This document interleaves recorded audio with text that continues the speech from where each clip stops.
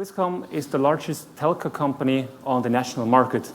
But however, even as a national provider, we can no longer only look to the market from a national perspective.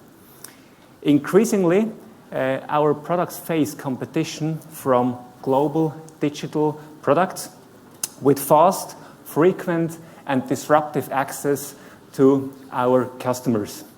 As examples, for instance, WhatsApp elbowed out our short text messages within months a few years ago. Now, we set out for our transformation journey mainly prompted by this change. Now, I would like to share our experience together with you and to tell about our learnings we did so far, and probably some of these learnings might be helpful for your transformation journey as well. And therefore, we will ask 4 questions within the next 20 minutes. So why did we take Agile and continuous on board of our transformation journey? What are the key levers? How did we proceed? And where do we stand today?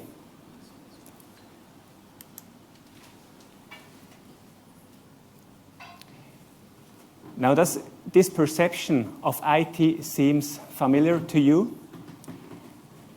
IT projects that last for 9 months often go over budget, do not really satisfy all of the customers' needs, and this results often in expensive changes at the end. So if we, as internal IT development unit, would not have started our change actually 2 years ago, I think today we would have some serious issues to cope with the market demand. So let's look at the expectations a bit closer. As I said, so far we are having a very demanding market environment. And on the other hand, the perception of our IT internally was in the past so-so. And we have to acknowledge as well there is much room of improvement regarding our engineering capabilities when we started 2 years ago. So to be fair, all these expectations, they are not new today. We know that. They have been here around as well in the past. However, they become much more crucial in the wake of digitization. And even in the past, we tried actually to satisfy these expectations better by optimizing actually our waterfall approach we had. But there we have to admit that we really came to an end with only actually implementing incremental optimizations to this process. So for us, it was clear that we have to enter really new avenues, and they have to be disruptive if we want to be successful as well in the near future. Let's look at that.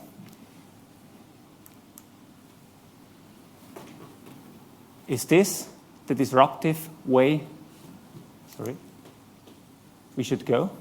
No, it isn't. Huh? So I'm still back on the outsourcing slide. Huh? No, that's not the approach. This could have been one from actually 2007. Today, as digital business, we know that software engineering is one of the core competencies of our company. And therefore, we aim to raise, I don't know, somehow the wrong one. Huh? Next slide, please. Oh, great, thanks. So, therefore, we aim to raise our competence level and the professionalism that we become one of the top-ranking software engineering companies in Switzerland. On the one hand side, this will be an attractive prospect for our present employees, and on the other hand, we need to recruit new talents to actually improve our DevOps and continuous capabilities as quickly as possible. And we know we didn't do enough there in the past. And of course, all the outsourcing discussions and decisions did not really help us to improve these capabilities. We were mainly focusing on steering capabilities rather than engineering capabilities.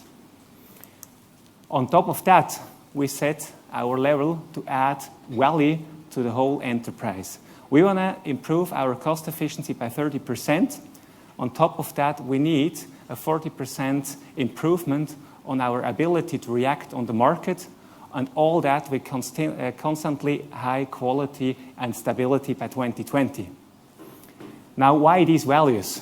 You're justified in asking why the 30% cost efficiency, and you wouldn't be the first one actually asking this.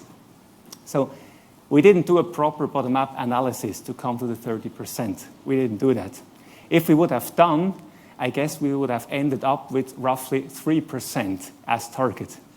In this case, we would only have had actually to tackle this mountain, or rather call it hill. This is one of England's highest mountains. It's called Skiddaw. But as we are from Switzerland, we set our ambitions higher. I don't know if you know this one, that's the Matterhorn. It's one of the most famous and highest mountains of the Alps. And therefore, actually, our 30%, it was an upfront commitment we did, and this one was based on experience from others. And the key insight there is actually that this upfront commitment of the 30% made our transformation journey very interesting to the executive management board. I don't think that's astonishing, but that's crucial for us because we need this support of our executive management for this actually journey or transformation embracing the whole company. And with these goals in our backpack, we set up for our transformation roughly 2 years ago. Right, so does it work? So how did we really start our ascent to these mountains that Christoph shared here, so the Agile and DevOps mountains? So actually our journey did not start in Switzerland. One could say it started in Spain. It was 2014 when our current boss, who back then didn't know he would heading up the development division at Swisscom, I mean, he picked up the concept of bi-modal IT back then. And you might say bi-modal IT is not too much of an inspiration if you really want to go DevOps, and that's right.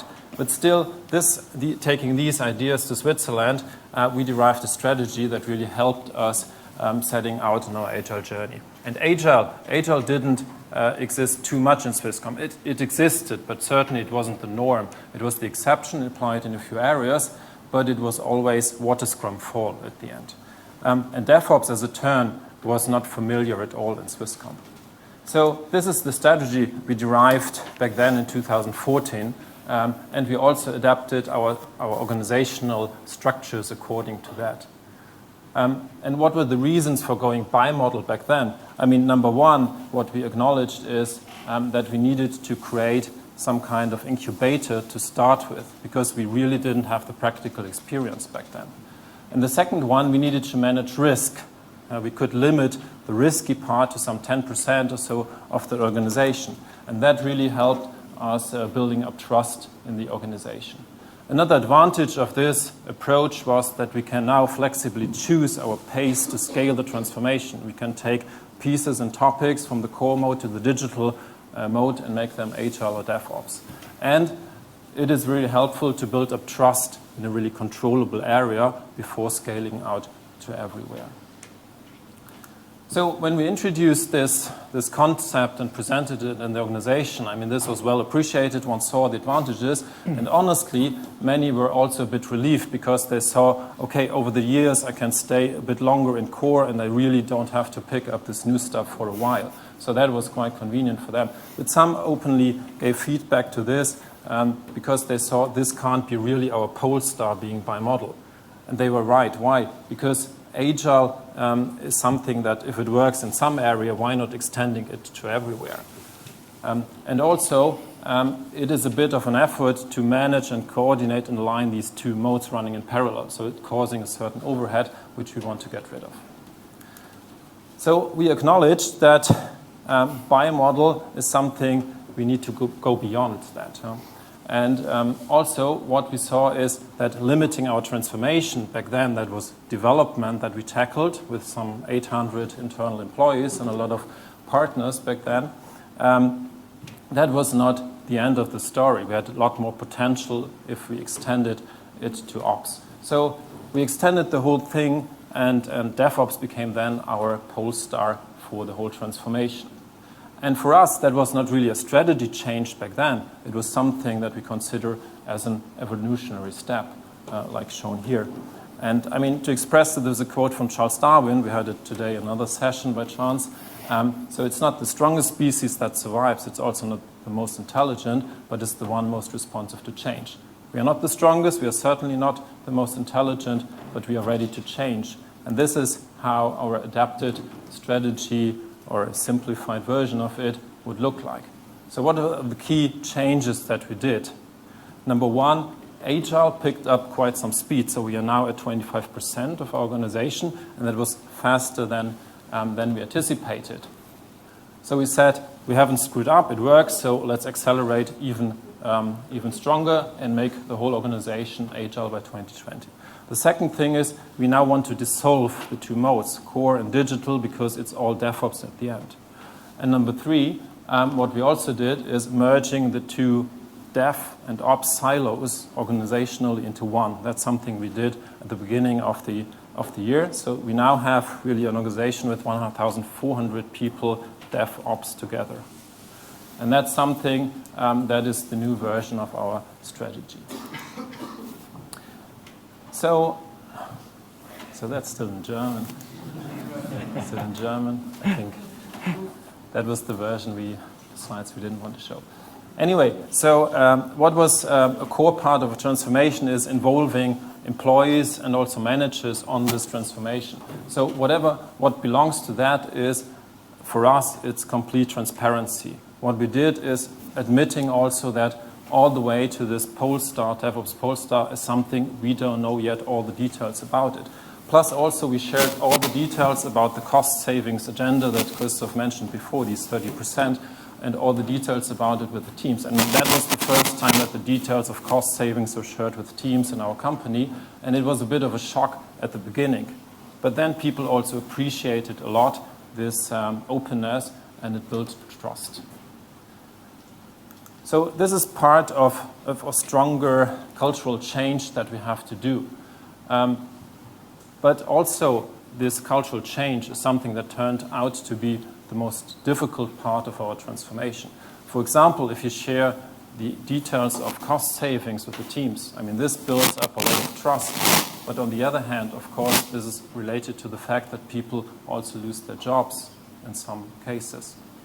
And that obviously also causes some disquiet and some concerns in the organization that you have to handle.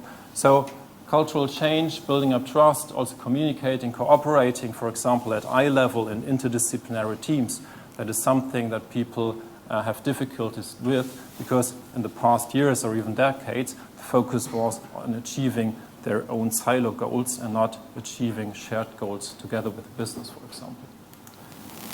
So this is why we also developed this DevOps charter together with our people in order to have a clear understanding and also joint understanding what this cultural change is about, what is the Polestar of our culture at the end here. And this also clearly requires a strong change in our leadership, because our leadership today is more top-down driven. They are coordinating, they're supervising the teams, but what we need in the future is trainers, as entrepreneurs who empower their teams and to really place trust in them. And that is a challenge because many fail to accept this change, or at least they are not good role models for their teams because they haven't really get used to this change. But we are convinced that we have all the people, most of the people that we need for this leadership. They need to change, they know that, and probably this requires more time, a bit more patience, and a lot of dialogue with the people to really embrace this change. Thanks. Now, what are some of our key levers we used actually to change the organization and to adopt this new culture Jens was talking about? If I look at this picture, I don't know if this situation seems familiar to you. I mean, same users want to use the same resources at the same time. If I translate this to traditional IT, it would mean that we have several major business initiatives or projects actually having the demand to do some major changes on the same systems, contacting the same key person at the same time, and all of them are pressing to the same major cluster releases. I stop right here because this is not the future of software engineering. So if I look at this picture, our first major change is based on the fundamental recognition that Agile holds huge potential actually to achieve our corporate goals I mentioned before, meaning a higher ability to react on market demands with stable quality and stable stability. So now, what's the key fundamental of the Agile way of working? It's not the method, it's actually the Agile manifesto, or I would say it's the Agile thinking, it's an Agile DNA that you use, and that's the key success factor from my point of view to change the way of working from a long term. And if there are organizations, managers, teams that still only equate Agile with Scrum, as it sometimes happens, I think they still have a long way to go. They did not really internalize the fundamental principles, nor did they change really their culture. And on top of this key fundamental, I see 4 additional elements that are key for this new way of working. First of all, it's really focusing on generating business value with each iteration. And this instead of actually having long-running projects, only delivering business value at the very end. Then second and third, it's the product orientation and additionally, actually, the accountability of interdisciplinary or cross-functional teams for the whole life cycle of a product or a service. And the third one here is the continuous delivery of product increments, actually to get very fast to the market, to the customers, to take feedback and responses very often, and to be able actually to adapt to new demands from market side. And this was actually our launchpad for the transformation. On top of that, we knew that this new form of working together is also calling for a new form of organization. The classical way of organizations having functional units or functional silos, having a top-down steering and controlling, that does not really embrace this new Agile way of working. Nor does it foster actually the innovation power of all our employees we are having. So for us it was clear that we need a new form of organization that focus on generating business value on the one hand side, and that needs to be interdisciplinary on the other hand. And therefore, we were inspired by the Spotify engineering model and their squads and tribe approach. Looking at that in more detail, what distinguished actually this approach for us? It's with the central product orientation in role and structure. You can see it here with the central position of the product owner and the product manager. Then second, it comes along with a lean setup, mainly regarding the number of roles, and there in particular regarding the leadership roles. So hierarchies are of minor importance. For instance, we don't have anymore some team leaders or department leads in the new organizational form. And the third one here is actually that we have a corporation on eyes level of all the different roles. Now, we have seen this picture already yesterday. We talked a lot about Agile so far. Now, what's DevOps? As you can see here on the picture, there are a lot of different interpretations of DevOps. And so was it as well within our organization when we started about 2 years ago. You have different interpretations of DevOps. So what's our interpretation? It's still Agile with interdisciplinary teams in the center. That's the first. On top, we have the 6 continuous capabilities, which cover the whole life cycle and cover the whole value chain. And there it's actually vital that we implement those continuous capabilities standardized and automated. If we don't do, we will simply increase the manual effort within our organization. And this combination of Agile teams and the continuous capability is our interpretation of DevOps. To support this transformation, we established a holistic maturity model. This model takes into account that our teams, all of them, have a different continuous improvement journey. They have a different starting point. They have different priorities driven by their market needs, and they have a different context. However, they all have the ambition to reach the digital mastery. We applied this model in March this year and made all the results transparent that the teams can learn from each other. And the teams used the results actually to define their own goals for the transformation of this year. Now we talked a lot about Agile and DevOps. What's our next big challenge? It's to scale all that along the whole enterprise. And therefore we use the SAFe framework as orientation. What we learned so far, that there is a pitfall actually to slip into anti-Agile patterns in defining too many roles, too much structure, too many decision boards. And what we are doing there actually is that we are using the model very consciously, mainly focusing on benefits like establishing a lean portfolio management, which is actually fitting the Agile way of working, and using the elements like PI plannings to synchronize dependencies along teams and on program level. So far, we have two big learning fields here in the case of the scaling. The one is the cloud development, and the other one actually is the product development for the whole small and medium enterprise customers. It's a $1 billion business, and there we are really doing business, development, and operations all together. So we call it as well BizDevOps. So coming to the last part, and I think I need to speed up a bit. So where do we stand today? What have we learned?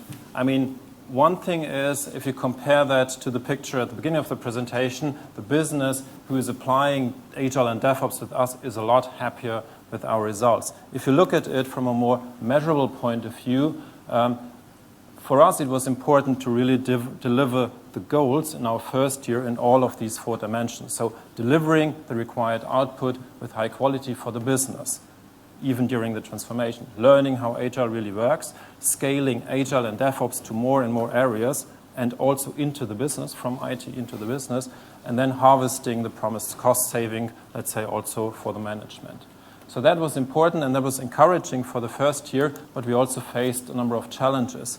One of the key challenges is certainly the attractiveness of Agile and DevOps. A lot of people wanted to follow, and they did, but they did not necessarily correctly in a way, because that requires a lot of change in the organization, and the teams, and the way of working. So some people, for example, or teams started to call themselves squads, saying, okay, we are now Agile, but in fact they were not cross-functional at all. So we have a variety of things where people call themselves Agile or DevOps, but they're not really.